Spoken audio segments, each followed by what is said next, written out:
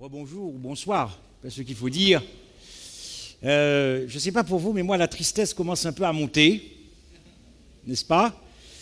Bon, on va régler ça demain soir. Vraiment, je vous invite pour la dernière soirée, demain soir à venir, nous allons parler de la mort maudite du Christ.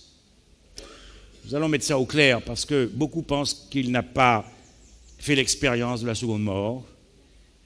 Paul dit dans Philippiens 2 qu'il a été obéissant jusqu'à la mort, la première, et jusqu'à la mort de la croix, la deuxième. Et donc, il m'a semblé de parler d'abord de ce que la Bible enseigne sur l'état des morts, ce que les démons enseignent sur l'immortalité de l'âme, pour mieux comprendre cette mort maudite de Jésus-Christ.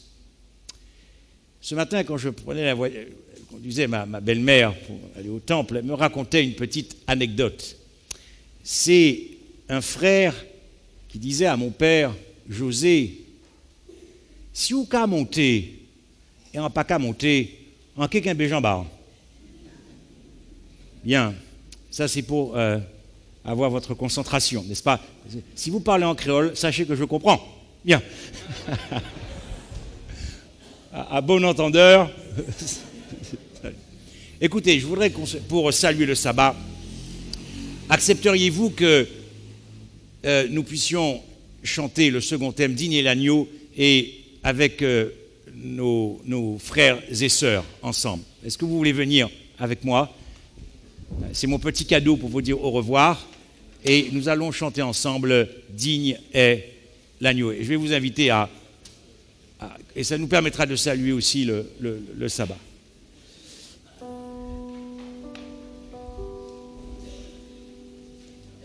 Alors, avec tout notre cœur, pour montrer à l'Éternel que nous sommes dans la joie, car ce soir, la puissance de l'ennemi a été ébranlée, et vous en avez la preuve.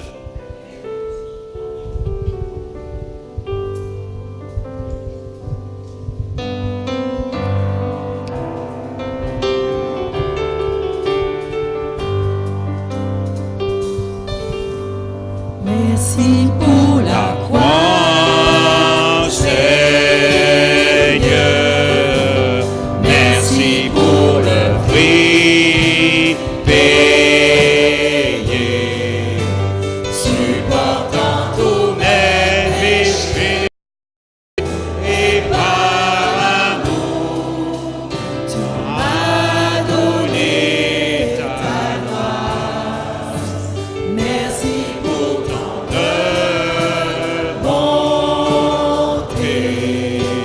merci pour tes mains percées, lavées dans ton sang précieux. Je peux connaître ton amour et ton pardon. Digne est l'agneau, assis sur le trône, couronné de mille couronnes, tu es victorieux. Saint est élevé, Jésus, Fils de Dieu. Le trésor des cieux fut crucifié. Digne est l'agneau, digne est l'agneau.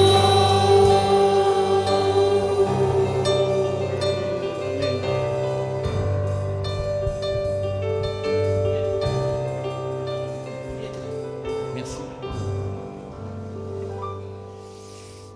Merci Seigneur. Bien, écoutez, commençons sans plus tarder.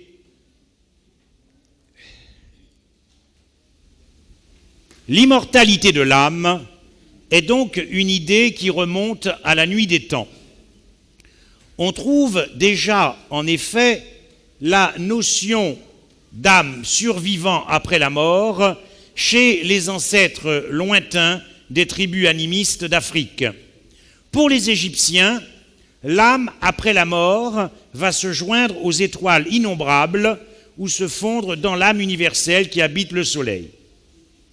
Inconnue jusqu'alors, la pensée de l'immortalité de l'âme apparaît en Grèce au VIe siècle avant Jésus-Christ à travers l'orphisme, courant religieux issu du mythe d'Orphée, enseignant à la fois l'immortalité de l'âme et la réincarnation. Disciple de l'orphisme, le philosophe Pythagore, lui aussi, n'accepte pas que la vie s'achève après la mort. C'est intéressant quand même, pour un philosophe. À son tour, il influence fortement l'autre philosophe grec, non moins célèbre, Platon, pour qui l'âme est immortelle et de nature divine. Ce dernier cherche à le prouver dans son œuvre Phédon, ce qui est divin, immortel, intelligible, ce dont la forme est une, ce qui est indissoluble et possède toujours en même façon son identité à soi-même. Voilà à quoi l'âme ressemble le plus. Si jusqu'au milieu du IIe siècle, écoutez ceci, vous pouvez le vérifier dans des livres d'histoire, il n'y a aucun problème là-dessus. Si jusqu'au milieu du IIe siècle, les premiers chrétiens fidèles à la Bible, qui appréhendent l'homme dans son unité, ne se laissent pas séduire par la théorie de l'immortalité de l'âme, ce n'est plus le cas par la suite. Au fil des années, de façon remarquable, cette idée chère au grand Platon s'impose de plus en plus à l'esprit des philosophes et des pères de l'Église qui l'adoptent et tentent de l'affiner avant de l'intégrer au christianisme. Lorsque Paul, dans l'un de ses voyages, s'est rendu à Athènes, observez bien que pour la première fois, il n'a pas prêché la croix. Et il est allé un peu sur le terrain des philosophes, et voilà ce que ça a donné. Donc les philosophes le prirent et le menèrent à l'aréopage, nous sommes à Athènes, en disant « Pourrions-nous savoir quelle est cette nouvelle doctrine que tu enseignes ? Car tu nous fais entendre des choses étranges. » Ce sont les philosophes qui parlent. Nous voudrions donc savoir ce que cela peut être. Or, tous les Athéniens et les étrangers demeurant à Athènes ne passaient leur temps qu'à dire ou à écouter des nouvelles. Paul, debout au milieu de l'aréopage, dit « Hommes athéniens, je vous trouve à tous égards extrêmement religieux. Dieu, sans tenir compte des temps d'ignorance, annonce maintenant à tous les hommes, en tout lieu, qu'ils aient à se repentir, parce qu'il a fixé un jour où il jugera le monde selon la justice par l'homme qu'il a désigné, ce dont il a donné à tous une preuve certaine en le ressuscitant des morts. » Lorsque les philosophes entendirent parler de la résurrection des morts, les uns se moquèrent et les autres dirent « Nous t'entendrons là-dessus une autre fois. » Voyez-vous, il y a une incompatibilité entre la résurrection des morts et l'immortalité de l'âme. Ce sont deux concepts que les philosophes avaient bien compris, qui s'excluent mutuellement. Nous allons le voir, et nous allons voir ce que dit la Bible à propos de cela. Observez d'abord que Paul n'enseigne pas simplement la résurrection des corps, mais Paul parle de la résurrection des morts. Et nous allons comprendre ce que cela signifie. Alors, continuons. Les philosophes grecs croyaient en l'immortalité de l'âme. Ils ne pouvaient donc pas croire en la résurrection des morts, car la parole de Dieu enseigne non pas la résurrection de la chair ou du corps seulement, mais de la résurrection des morts. Au passage, d'ailleurs, lorsque Christ ressuscita, voici ce qu'il dit. Jésus dit « Marie », elle se retourna, et elle lui dit en hébreu « Rabboni », c'est-à-dire « maître ». Jésus lui dit « Ne me touche pas, car je ne suis pas monté encore vers mon Père. » Comment Christ aurait-il pu dire cela à Marie si, lorsque son corps fut enseveli, que son âme désincarnée, sortie de son corps, car souvent on vous dit qu'il est monté au ciel avec le larron, Et puis on vous dit qu'il est descendu prêcher l'évangile aux morts, ou on nous raconte qu'il y a peut-être aussi une situation transitoire qui s'appellerait le purgatoire. Bien, ici nous avons déjà une première indication de Christ lui-même. Ne me touche pas, car je ne suis pas monté encore vers mon Père. Je vous ai dit, pour ne pas être séduit, il faut toujours repartir dans le livre de la Genèse, en Éden, car toutes les vérités y sont là, en Éden, et y compris sur la question de l'état des morts. Alors, il faut revenir à la synthèse créatrice de l'homme en Éden. L'Éternel Dieu forma l'homme de la poussière de la terre, il souffla dans ses narines un souffle de vie, et l'homme devint un être vivant. Le texte, pourtant, est extrêmement clair. Nous voyons que Dieu a donc formé le corps de l'homme à partir de la poussière de la terre. Et qu'est-ce que Dieu a ajouté à ce corps? Est-ce que le texte nous dit que Dieu y a ajouté autre chose que le souffle de vie? Non.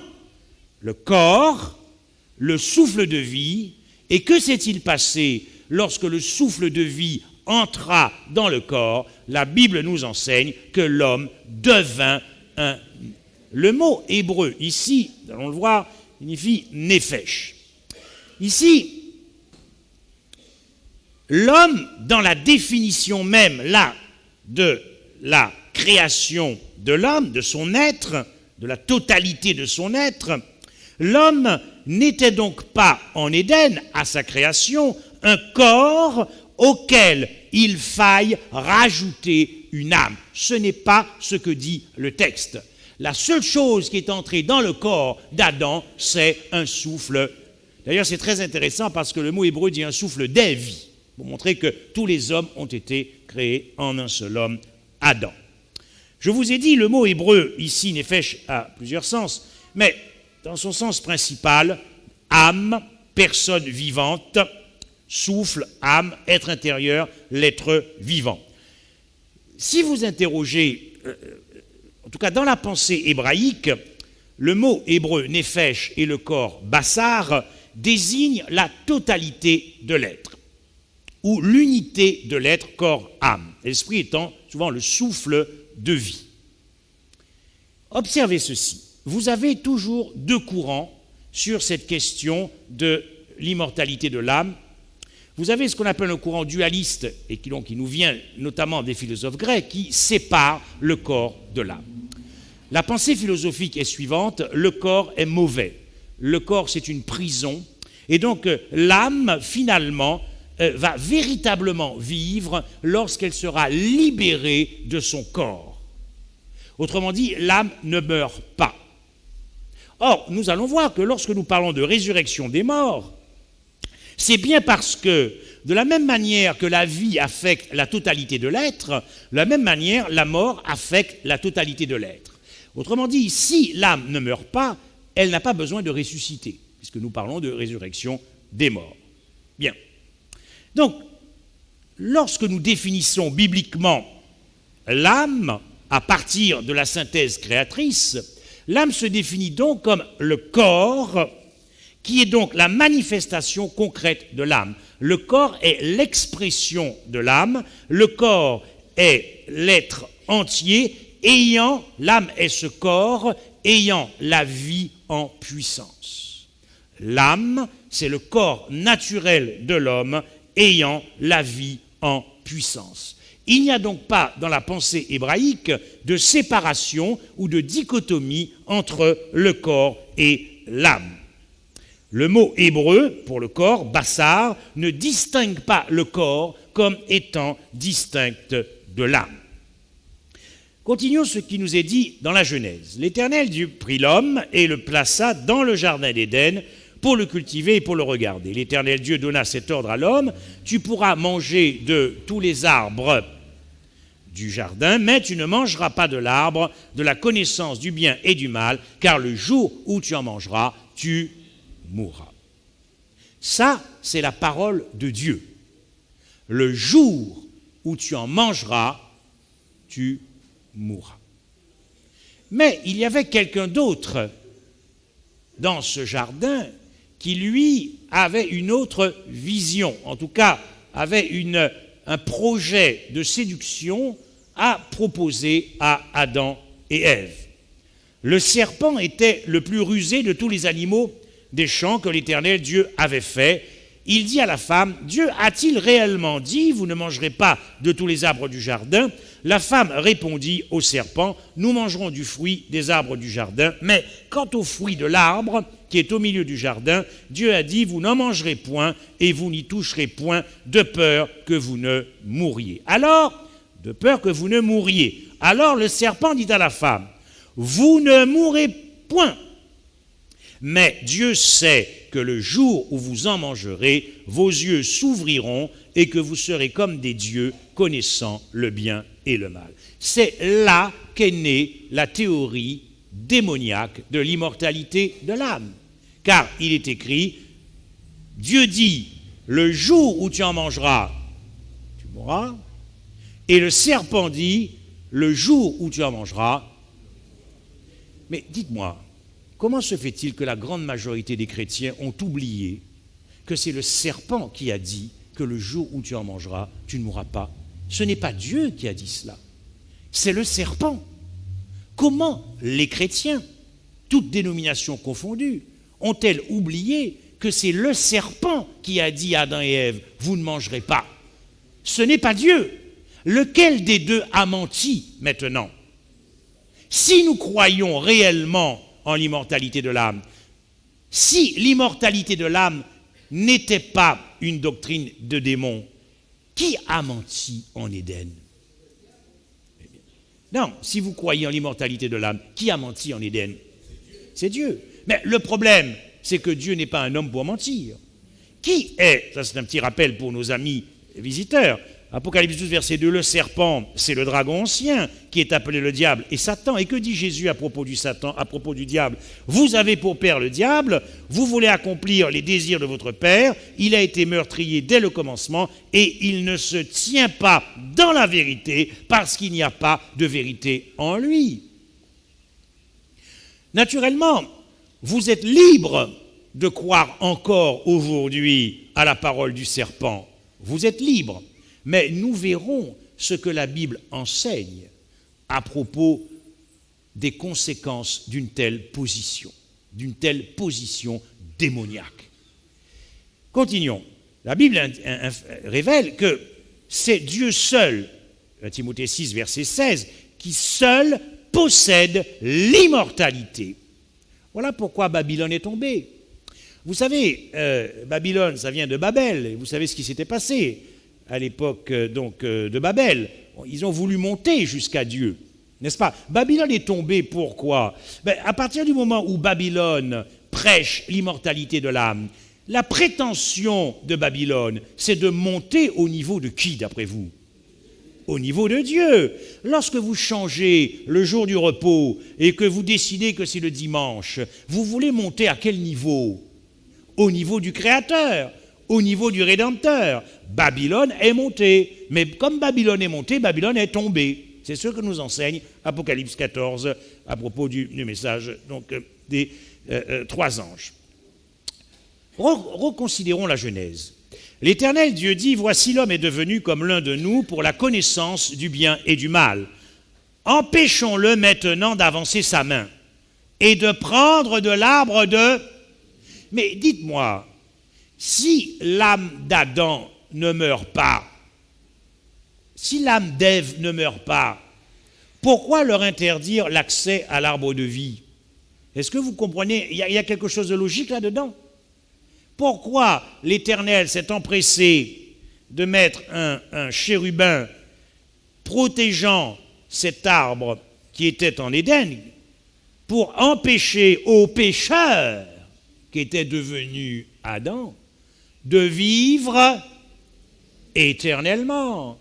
Car ce qui se cache derrière l'immortalité de l'âme, ce n'est ni plus ni moins que l'immortalité du péché. C'était bien le projet de Satan.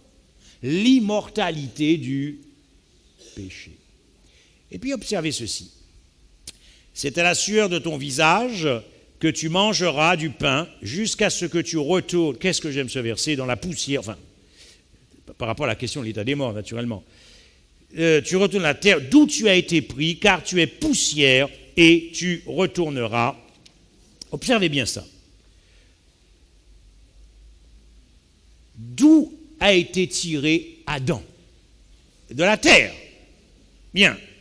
Le texte dit que quand tu meurs, tu retournes d'où tu viens. C'est bien ce que dit le texte. Tu retournes à l'endroit d'où tu viens. De sorte que si vous croyez en l'immortalité de l'âme, l'âme de toute façon ne peut pas monter au ciel puisque elle n'y était pas. Ce n'est pas là qu'elle a été créée. Elle a été créée, l'homme a été sorti de la terre. Tu ne peux donc pas retourner d'où tu ne viens pas. Tu ne peux pas retourner d'où tu ne viens pas. Tu as été tiré de la terre et tu retournes de là où tu venais. Voilà pourquoi il n'y a pas d'âme qui sortirait du corps et qui irait naturellement au ciel, ou je ne sais où d'ailleurs. Voilà. L'union du corps et de l'âme signifie qu'ils sont solidaires puisqu'il n'y a pas de séparation corps-âme, c'est la totalité de l'être. Donc, comprenez bien que le corps et l'âme signifient qu'ils sont solidaires dans leur destin mortel. Dans leur destin mortel. La parole de Dieu est claire. Ah oui, très important. Hier, je vous ai dit qu'Abraham gardait les commandements de Dieu pour savoir où il irait chercher sa postérité, qui partage la foi d'Abraham, qui marche sur les traces de la foi d'Abraham, qui prêche l'évangile qu'Abraham a prêché. Donc, Abraham a prêché les commandements de Dieu. Nous l'avons vu. Mais Abraham lui-même ne croyait pas en l'immortalité de l'âme. D'ailleurs, je me suis toujours posé cette question. Comment se fait-il qu'Abraham a été appelé le père de la foi? Vous avez ça dans Jacques. Et d'ailleurs, Paul dit notre père dans Romains 4.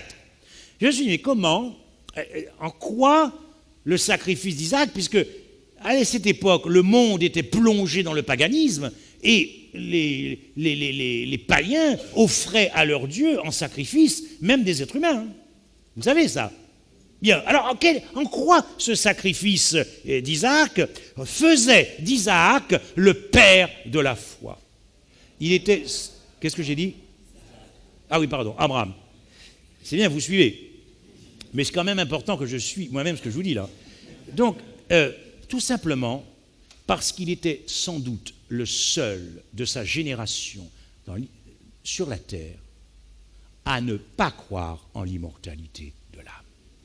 Voilà pourquoi il a été appelé le père de la foi.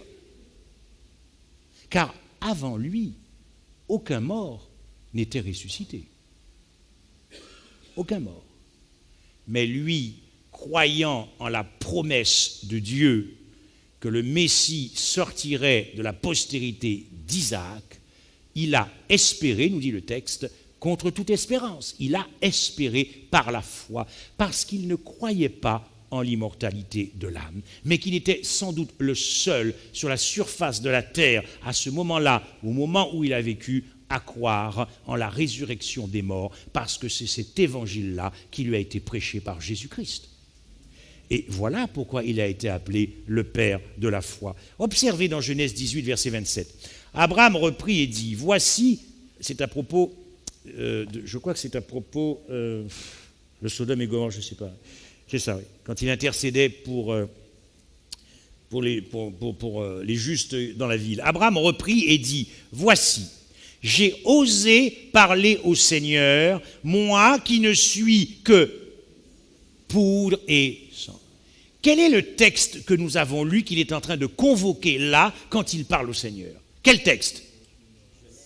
Eh oui, tu es et tu retourneras de là où tu as été tiré. Tu viens de la terre, tu retournes de là où tu étais. Voilà ce à quoi pense Abraham. Et il y a un texte qui est extraordinaire, c'est du béton. Si vous trouvez quelqu'un qui vous parle de l'immortalité de l'âme en disant « Oui, bon, lorsque le corps est mort, l'âme monte au ciel », je vais vous donner 3 petits textes qui, à mon sens, sont les plus bétons que nous trouvons dans Hébreux. Et d'abord, là, à propos d'Abraham, c'est par la foi qu'il vint s'établir dans la terre promise, donc le type, la Canaan terrestre, comme dans une terre étrangère, habitant sous des tentes, ainsi qu'Isaac et Jacob, les co-héritiers de la même promesse. Car il attendait la cité céleste qui a de solides fondements, celle dont Dieu est l'architecte et le constructeur. Et observez ceci.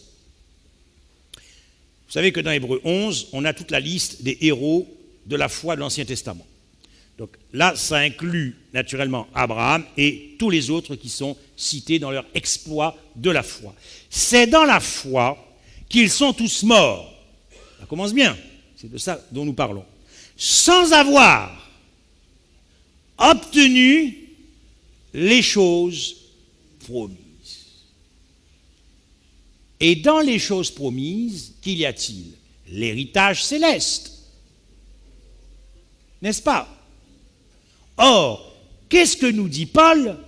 Lorsqu'ils sont morts, ils n'ont pas obtenu les choses promises. Et il s'agissait bien de la cité céleste, puisque par la foi, quand ils étaient vivants, ils les ont vus et salués de loin, reconnaissant sur terre qu'ils étaient étrangers et voyageurs sur la terre.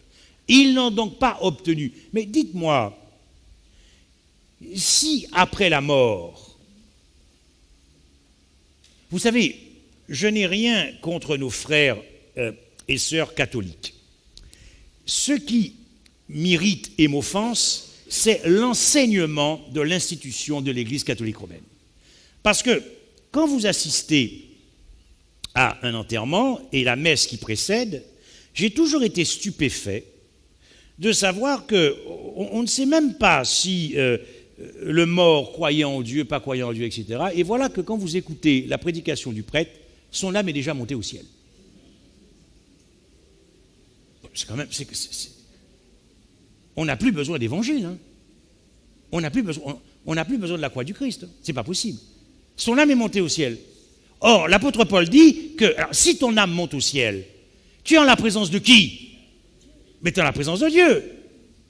Alors, les théologiens catholiques disent, oui, c'est vrai, mais il n'y a pas encore de plénitude de l'âme, tant que, quand Christ reviendra, l'âme reprendra le corps mort.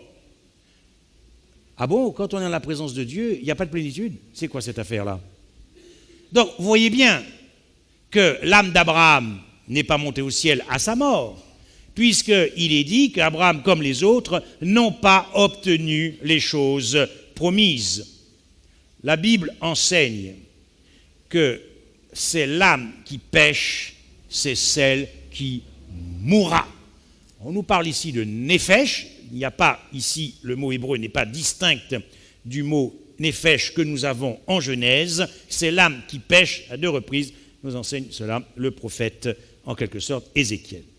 Moi, ce qui m'intéresse, c'est de placer la question de l'état des morts par rapport à la croix. Dans le Lévitique, on nous donne par rapport au sacrifice la définition de l'âme.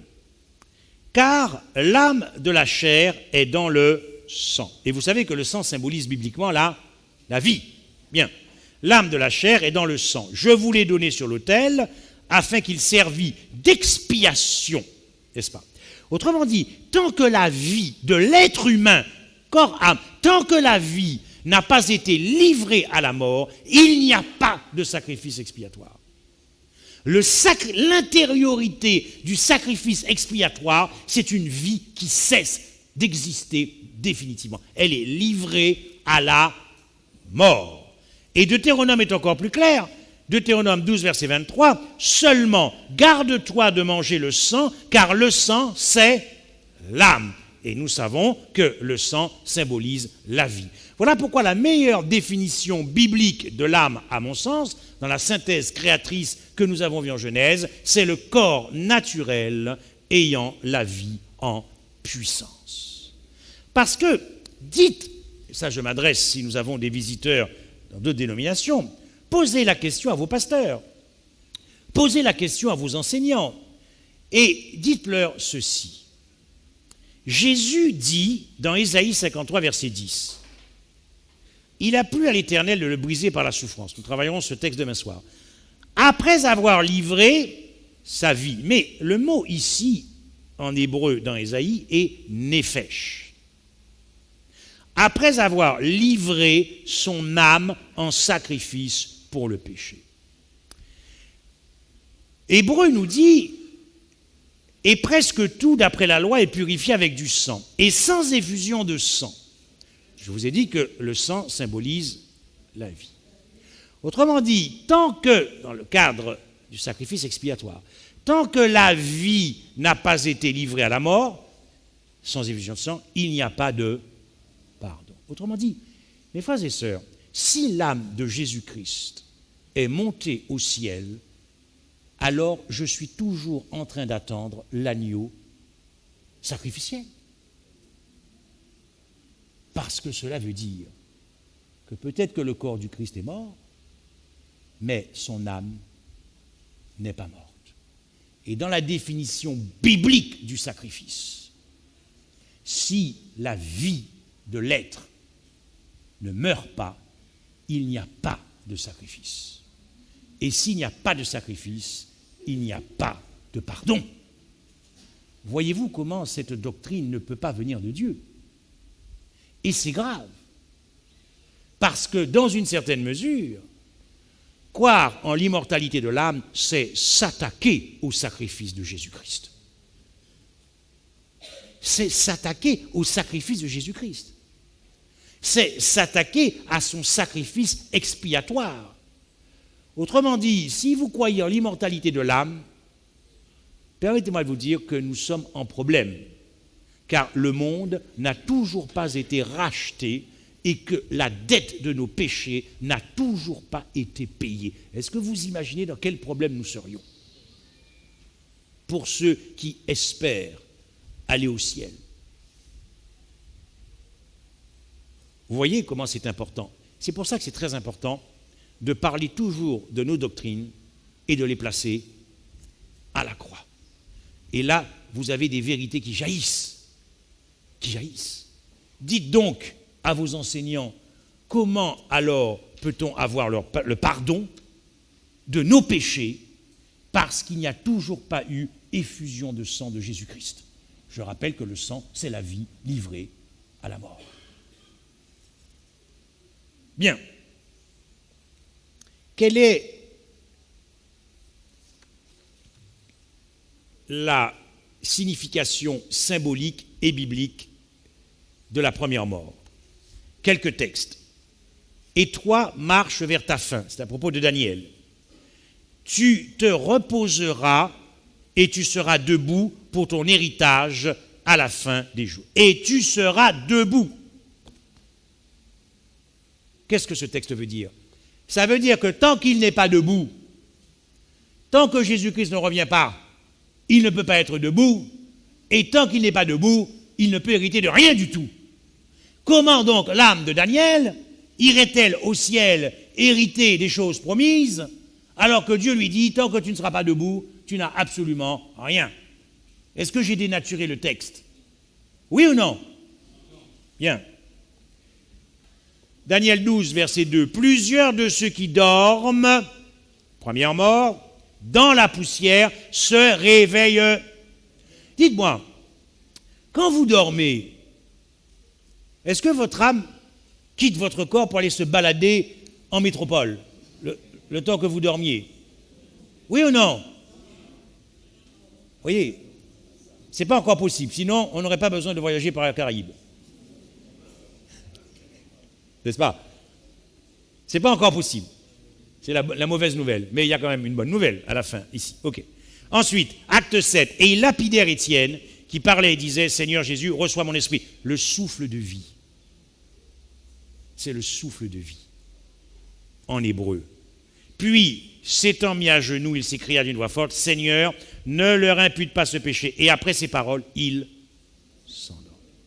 La Bible enseigne que la première mort est un sommeil. D'accord? Il n'y a rien de magique qui se passe, il n'y a rien d'extraordinaire qui se passe, l'âme ne sort pas du corps. C'est une doctrine de démon. Bien, Jésus lui-même, à propos de la résurrection de Lazare, après ces paroles, il leur dit, Lazare, notre ami, dort, mais je vais le réveiller. Dites-moi, quand vous vous réveillez le matin, est-ce que ça signifie que votre âme s'était baladée toute la nuit et s'est réincarnée en vous-même? Est-ce que c'est comme ça que vous vous réveillez? Bien. Mais je vais le réveiller. Les disciples lui dirent, mais Seigneur, s'il dort, il sera guéri. Jésus avait parlé de sa mort, mais ils crurent qu'il parlait de l'assoupissement du sommeil. Alors Jésus leur dit ouvertement, Lazare est mort. Maintenant, que nous enseignent les Écritures sur l'état des morts? Sont-ils conscients de quelque chose? Je n'ai pas eu le temps là d'injecter dans le message de ce soir la parabole de Lazare, le riche, là, mais vous allez comprendre au fil de ces versets. Les vivants, en effet, savent qu'ils mourront, mais les morts ne savent rien. Donc, cette parabole-là de Lazare et du riche, où ça discute à propos d'Abraham, vous comprenez bien que ce n'est pas une parabole à prendre littéralement. D'accord? Quand vous avez un texte qui est difficile, vous devez obligatoirement le comparer avec tous les textes pour être certain que vous n'allez pas vous-même vous perdre dans le texte. Bien. Les vivants, en effet, savent qu'ils mourront. Et je vous donnerai une illustration de ce que je viens de dire à la fin. Les vivants, en effet, savent qu'ils mourront, mais les morts ne savent rien. Et il n'y a pour eux plus de salaire, puisque leur mémoire est oubliée.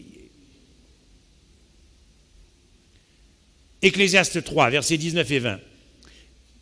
Car le sort des fils de l'homme et celui de la bête sont pour eux un même sort. Comme meurt l'un, ainsi meurt l'autre.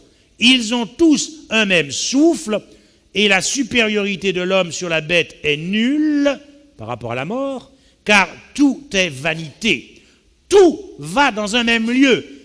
Ici, on ne dit pas que c'est que le corps qui va dans un même lieu, c'est tout qui va dans un même lieu, et ce tout qui va dans un même lieu a été fait de poussière et retourne à la poussière. Dites-moi, quel est le texte de la Genèse ici qui est convoqué?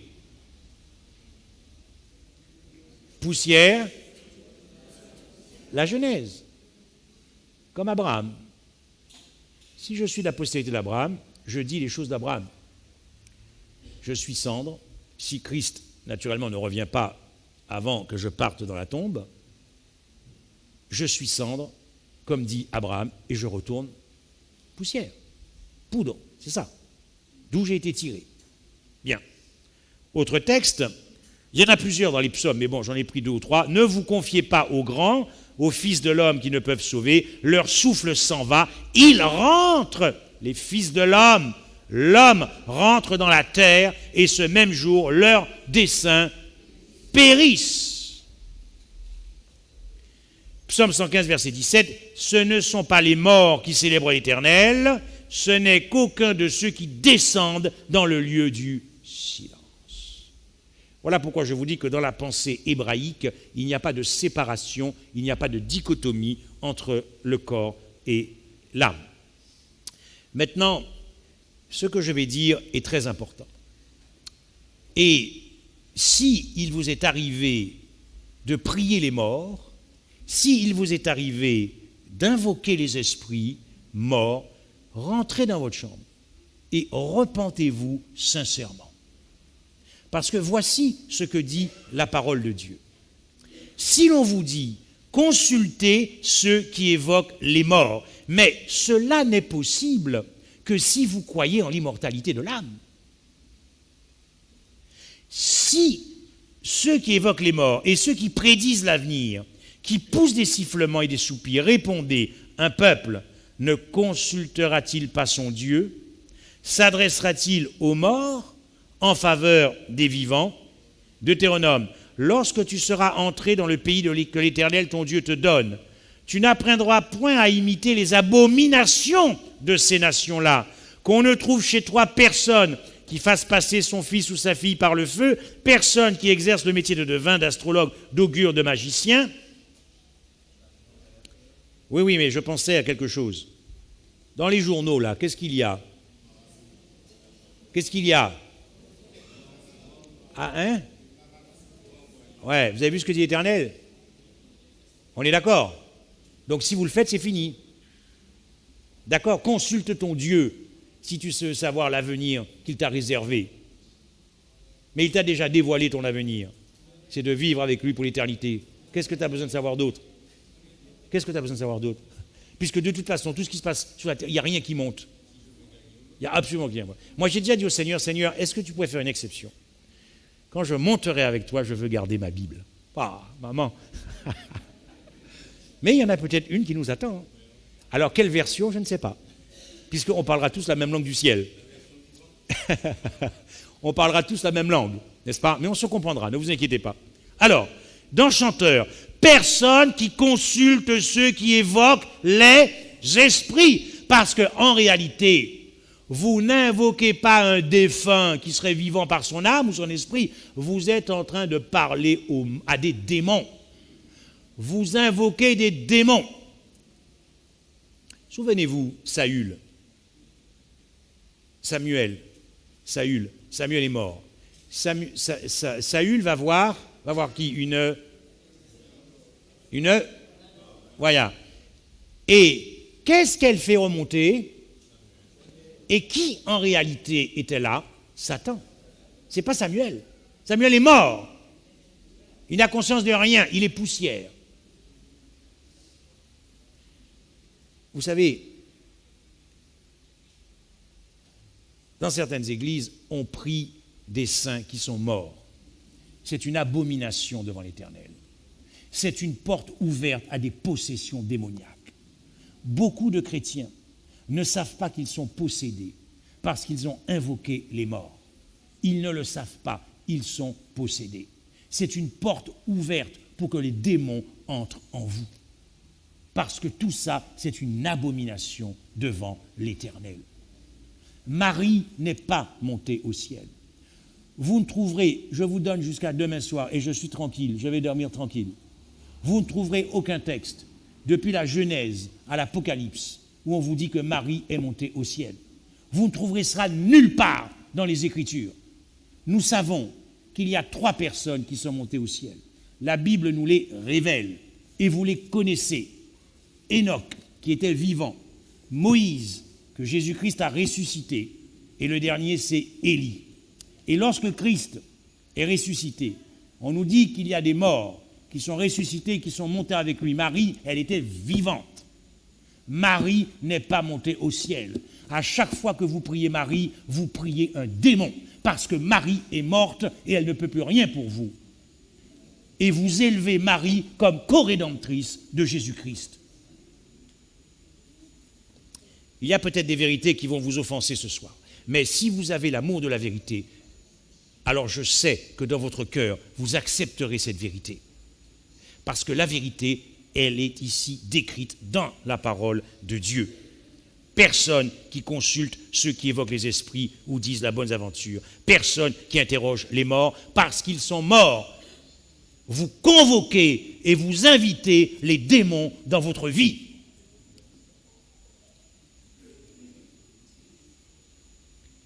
Car quiconque fait ces choses est en abomination à l'Éternel. Et c'est à cause de ces abominations que l'Éternel, ton Dieu, va chasser ces nations devant toi. Bien, continuons. Voilà pourquoi, puisque les morts ne savent rien, il y a donc, à cause du plan de la rédemption de la totalité de l'être, pas simplement du corps, la totalité de l'être, l'homme, l'être humain, l'âme, l'être humain. Voilà pourquoi la Bible enseigne la résurrection des morts. Mais cette résurrection des morts, et c'est uniquement à ce moment-là que par la grâce de Jésus-Christ et son sacrifice, revêtus d'un corps incorruptible et immortel, nous aurons accès à la vie éternelle, mais il faudra manger de l'arbre de la vie, car il y a un arbre de vie, nous dit Apocalypse. Il n'y aura plus l'arbre de la connaissance du bien et du mal, car le conflit cosmique aura cessé. Mais il y aura l'arbre de vie, et il nous est dit qu'à chaque nouvelle lune, on viendra manger du fruit. Donc il ne peut pas y avoir d'immortalité avant le retour de Jésus-Christ. Et Jésus dit, ne vous étonnez pas de cela, car l'heure vient où tous ceux qui sont dans les sépulcres entendront sa voix et en sortiront. Ceux qui auront fait le bien ressusciteront pour la vie, mais ceux qui auront fait le mal ressusciteront pour le jugement. Alors, nous connaissons bien ce passage, je ne vais pas tout le lire, notez-le. C'est l'apôtre Paul qui explique de quelle manière les choses vont se passer au retour de Jésus-Christ.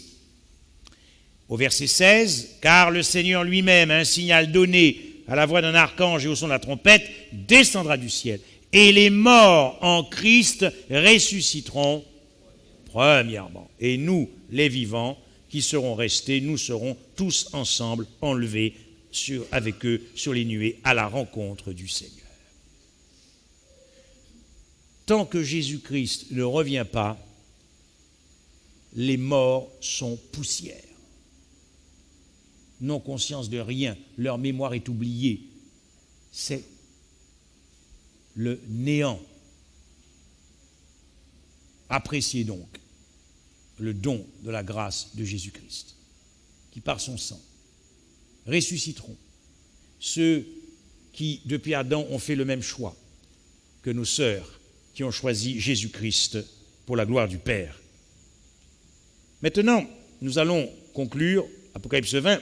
Et je vis les trônes, et à ceux qui s'assirent, fais leur donner je vis les âmes de ceux qui avaient été décapités à cause, vous savez, ces fameuses âmes dans le cinquième sceau, dont on dit qu'elles sont sous l'autel et qu'elles demandent, mais qu'elles poussent un cri, mais quand est-ce que tu viendras venger notre sang? C'est une métaphore, hein? Il ne se passe rien. D'ailleurs, on le dit ici, elles avaient été décapitées à cause du témoignage de Jésus et de ceux qui n'avaient pas adoré la bête et son image, qui n'avaient pas reçu la marque sur leur front, ils revinrent à la vie. Mais les autres morts ne revinrent pas à la vie. Voilà pourquoi, mes frères et sœurs, nous devons apprécier la mort de Jésus-Christ. Car la mort, ce n'est plus une âme qui vit. La mort, c'est la fin de la vie de l'âme. La mort, c'est le passage de l'être en vie au passage de l'être sans vie. Le mort n'est plus l'âme vivante qu'il était. L'âme cesse d'exister dès que la vie disparaît. L'âme cesse d'exister dès que la vie disparaît. Et Jésus a connu la réalité de la première et de la seconde mort. La mort est l'extinction de la vie, la disparition de la vie. J'ai bien aimé cette citation d'un théologien qui disait « Le cimetière n'est pas un vestiaire ». Ça me fait penser que quand j'étais dans le monde et que j'allais en boîte de nuit, donc j'allais au vestiaire et j'enlevais mon manteau pour aller dans un autre lieu. Eh bien non, la mort, le cimetière n'est pas un vestiaire où on abandonne ses vêtements pour aller ailleurs.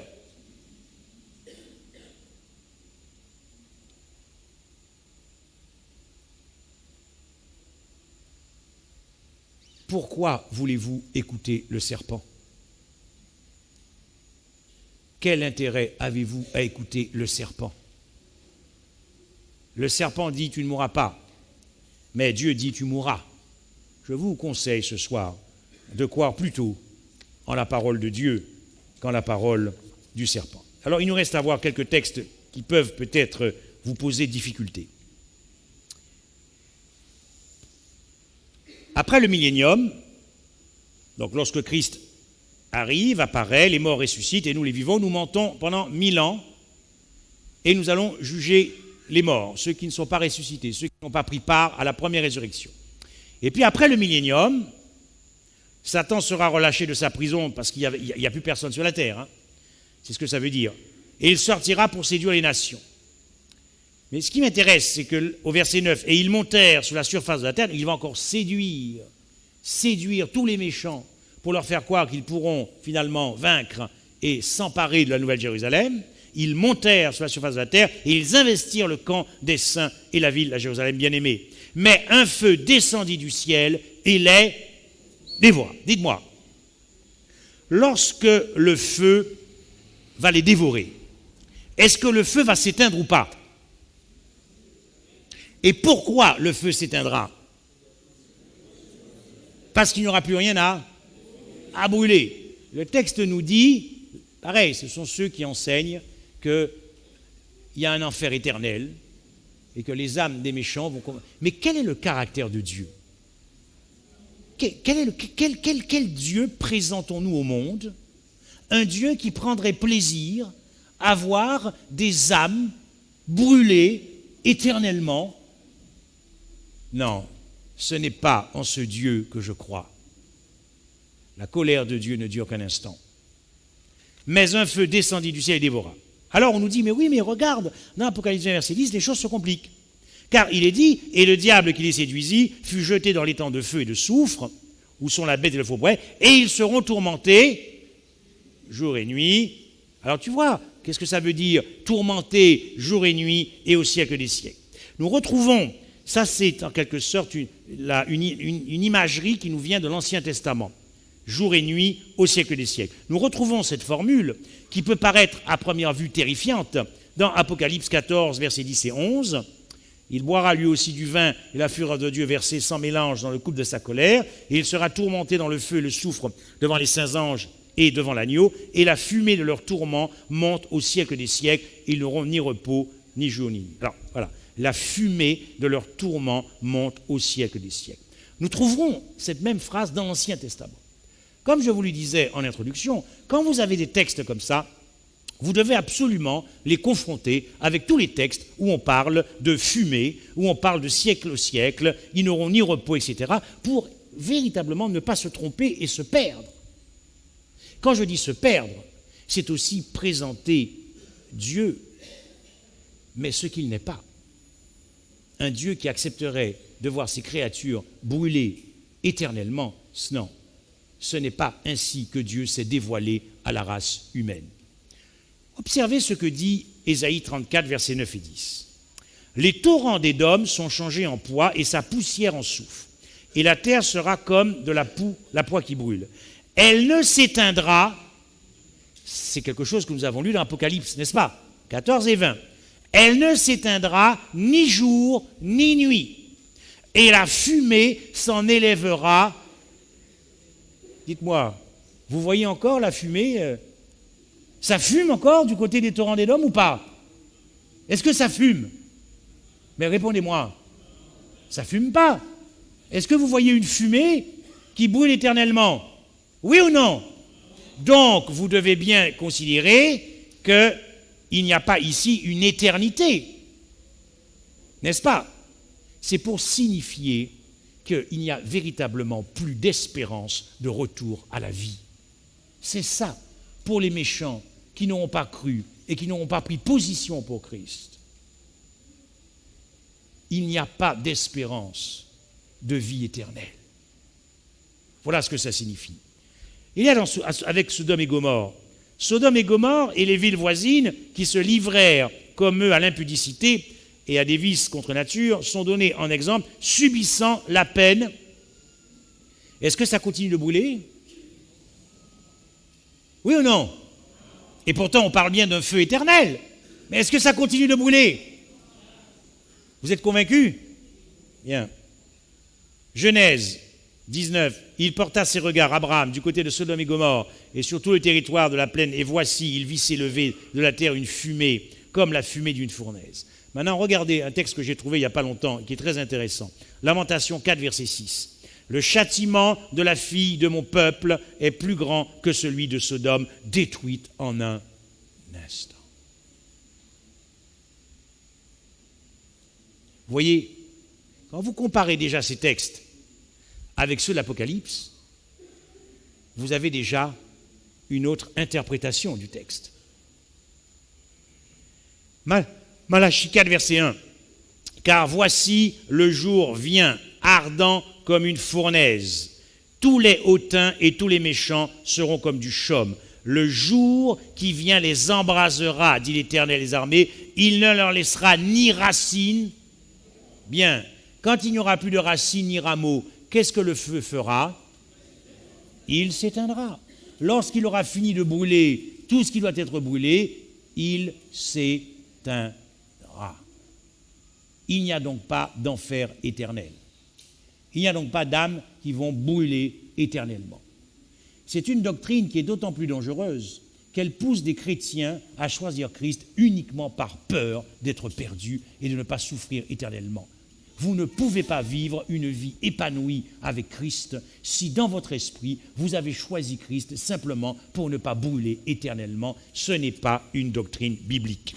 Nous avons lu à propos de Satan qu'il est dit « Et le diable qui les séduisit fut jeté dans les temps de feu et de soufre, où sont la bête et le faux prophète, et ils seront tourmentés jour et nuit au siècle des siècles. » Mais voici ce qu'il est dit sur la fin à propos de Satan dans Ézéchiel 28, verset 18. « Par la multitude de tes iniquités, par l'injustice de ton commerce, tu as profané tes sanctuaires. Je fais sortir au milieu de toi un feu qui te dévore. » Et lorsque le feu, oui, lui, il va brûler plus longtemps que tout le monde, mais lorsque le feu aura fini de le brûler complètement et de le dévorer, le feu s'éteindra.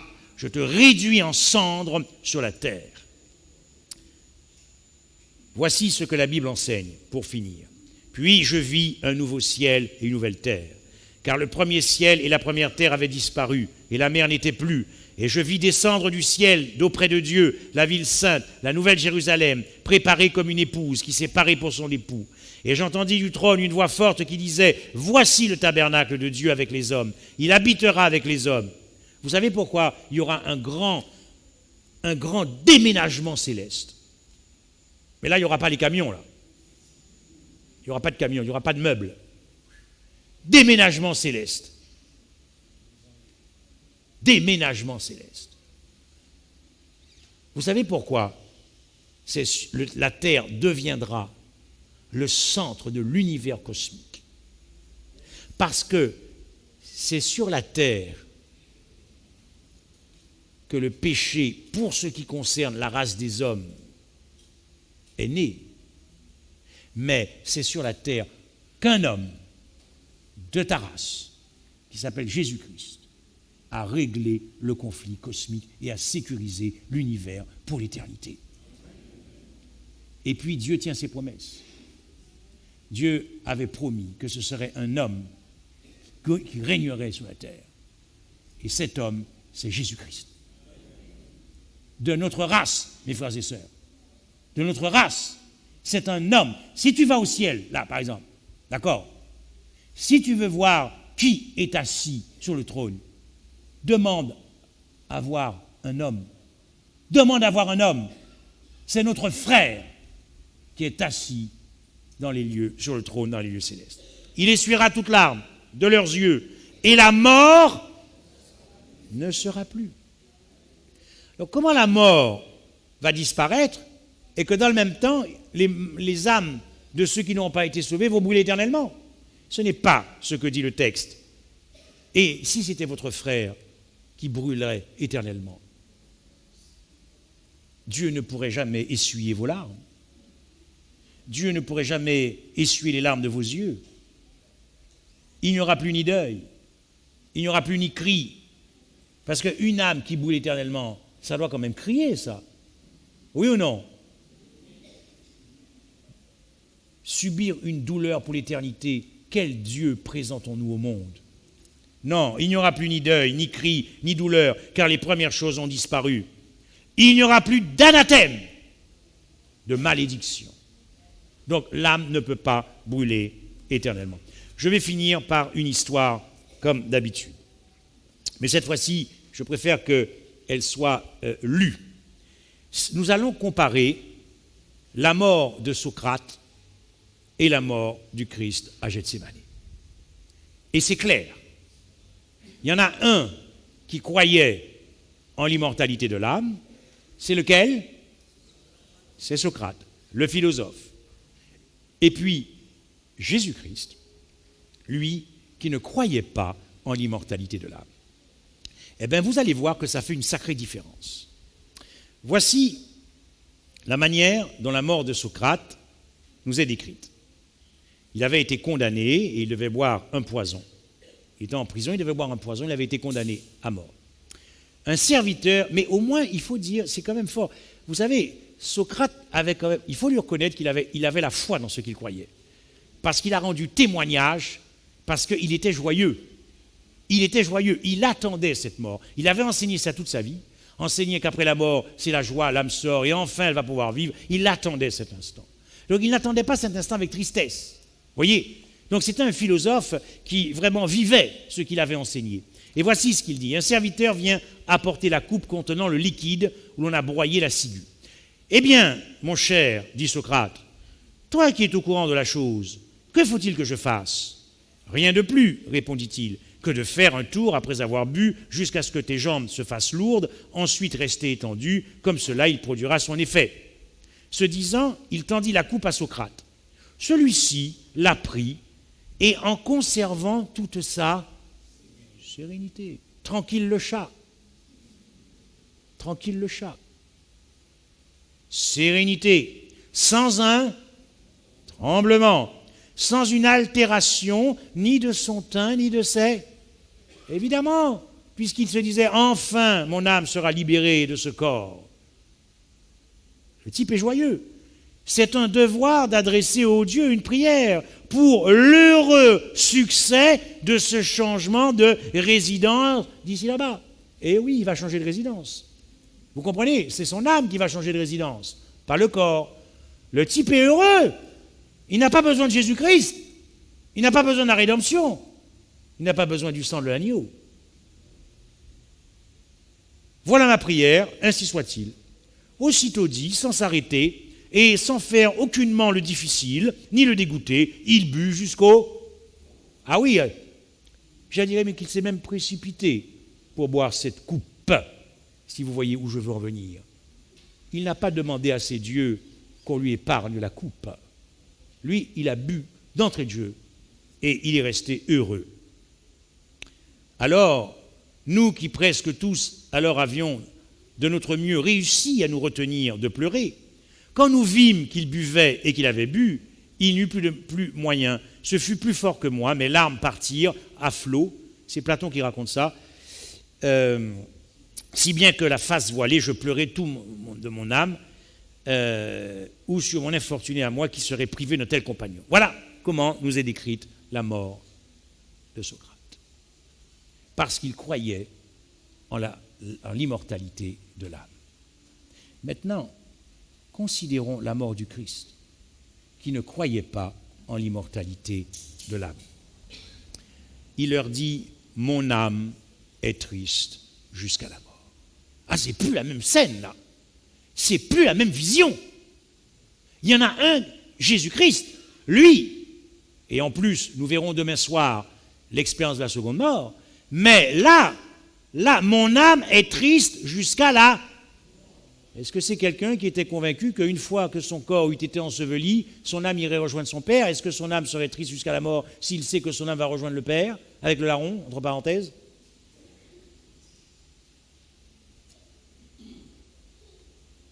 Puis, ayant fait quelques pas en avant, il se jeta sur sa face et pria ainsi, « Mon Père, s'il est possible que cette coupe s'éloigne de moi. » Vous avez celui qui croit en l'immortalité de l'âme et qui s'empresse de boire la coupe, et vous avez Jésus-Christ, lui, qui demande à son Père s'il était possible que cette coupe s'éloignât de lui, étant en agonie. On va travailler demain là-dessus. Mais dites-moi, est-ce que Socrate était en agonie? Non. Il croyait en l'immortalité de son âme, il n'y a aucune raison d'être en agonie. Mais Jésus-Christ nous dit, étant en agonie, il priait plus instamment. Alors que Socrate, on nous disait, était en pleine sérénité. Non, ce n'est pas le cas de Jésus. Il priait plus instamment et sa sueur devint comme des grumeaux de sang qui tombaient à terre. Voilà le dernier texte pour ce soir. Le dernier ennemi qui sera détruit, c'est la mort. La mort nous est toujours présentée comme l'ennemi de l'homme. La mort nous est toujours présentée comme l'ennemi de l'homme. Mais si l'âme est immortelle, la mort n'est plus l'ennemi de l'homme, car la mort n'affecterait que le corps et la mort n'affecterait pas l'âme. Mais dans la théorie de l'immortalité de l'âme, la véritable vie commence lorsque l'âme vit désincarnée. D'ailleurs, relisez bien 1 Corinthiens 15. Dans le ciel, il y a plusieurs corps célestes. Dieu aussi a un corps. Même quand il était dans la forme de Dieu, Dieu en tout cas, il est toujours resté dans la forme de Dieu, il a un corps. Il n'y a pas d'êtres célestes qui vivent désincarnés. Ça n'existe pas dans l'univers. Cet après-midi, 7 âmes ont fait reculer la puissance de l'ennemi. 7 âmes. C'est peut-être un signe du ciel. 7 âmes. Ce soir, je ne serai pas long. Parce qu'il ne faut pas non plus trop insister. Peut-être que, quand je reviendrai, j'apprendrai peut-être que d'autres âmes se sont données à Jésus-Christ. Simplement, je sais qu'il y a dans cette salle des visiteurs qui hésitent encore. Et comme je l'ai dit ce matin,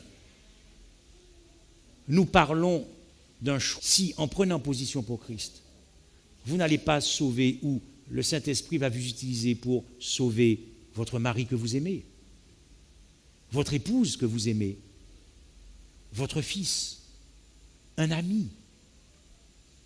Ce que j'aime avec Jésus, avec l'esprit de la croix, c'est qu'on ne la joue pas perso. On monte ensemble. On ne la joue pas perso. Moïse ne la jouait pas perso. Moïse, devant son peuple, l'Église, en pleine apostasie, il ne dit pas « je vais quitter l'Église ». Non, il dit « efface mon nom ». Voilà.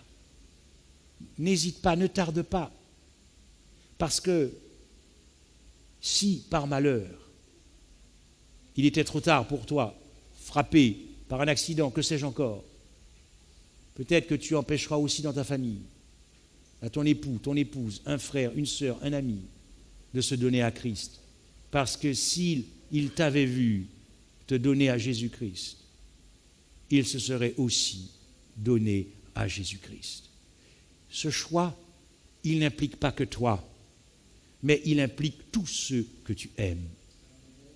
Et quand Jésus te touche, Jésus sait déjà qu'il va vous utiliser pour que vous ne permettiez pas que ce que Christ a triomphé, c'est-à-dire la mort, de redonner la possibilité à Satan de vous maintenir pour l'éternité dans les liens de la mort où il ne se passe absolument rien.